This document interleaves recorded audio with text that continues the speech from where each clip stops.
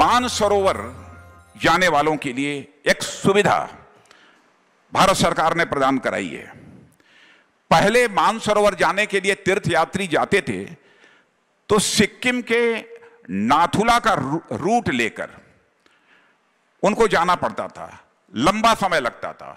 लेकिन अब border road organisation ने लिपू लेख तक एक लिंक रोड का निर्माण कर दिया है। और आप सबको इस बात की जानकारी होगी कि अब इस रोड के बनने के कारण मानसरोवर के लिए एक नया रास्ता मिल गया है। धारचूला लिपुलेख रोड बन जाने से मानसरोवर यात्रा अब 6 दिन कम समय में, पहले से 6 दिन से कम समय में पूरा करना यह संभव हो पाएगा। मैं समझता हूं कि मानसरोवर की यात्रा करने वाले तीर्थयात्रियों के लिए एक बहुत बड़ी यह सुविधा मिली है। लेकिन बहनों भाइयों, 80 किलोमीटर की यह सड़क बनी है, भारतीय क्षेत्र में बनी है। लेकिन हमारे पड़ोसी देश नेपाल में इस सड़क को लेकर कुछ गलतफहमियां पैदा हुई हैं।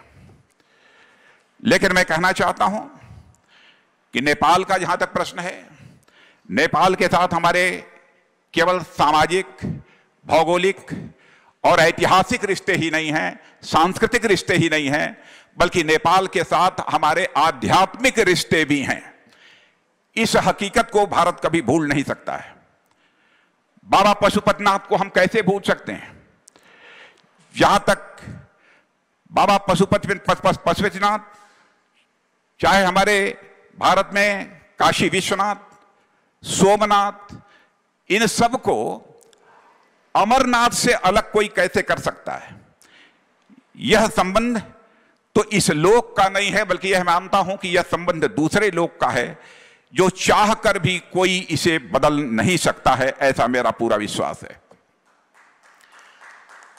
और मित्रों, इस समय मैं रक्षा मंत्री के रूप में जिम्मेदारी का निर्वाह कर रहा हूं और मैं जानता हूं कि हमारे यहां गोरखा रेजिमेंट है और गोरखा रेजिमेंट समय समय पर बराबर अपने शौर्य और पराक्रम का उसने परिचय दिया है। और उस गोरखा रेजिमेंट का भी उद्घोष है, जय महाकाली आयो री गोरखाली, यह उसका उद्घोष है। अब आप बताइए, महाकाली तो कलकत्ता में, कामाख्या में और विंध्याचल में सब जगह विद्यमान है, और महाकाली के भक्त तो इस देवभूमि उत्तराखंड के गांव गांव में मिल जाते हैं। तो कैसे भारत और नेपाल का रिश्ता यह टूट सकता है?